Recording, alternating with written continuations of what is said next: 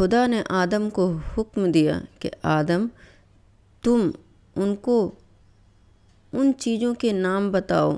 جب انہوں نے ان کو ان کے نام بتائے تو فرشتوں سے فرمایا، کیوں میں نے تم سے نہیں کہا تھا کہ میں آسمانوں اور زمین کی سب پوشیدہ باتیں جانتا ہوں، اور جو تم ظاہر کرتے ہو اور جو پوشیدہ کرتے ہو سب مجھ کو معلوم ہے۔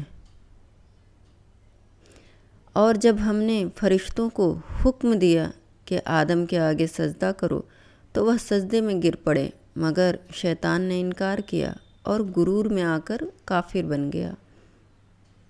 اور ہم نے کہا کہ اے آدم، تم اور تمہاری بیوی بہشت میں رہو اور جہاں سے چاہو بے روک ٹوک کھاؤ پیو، لیکن اس درخت کے پاس نہ جانا، نہیں تو ظالموں میں داخل ہو جاؤ گے۔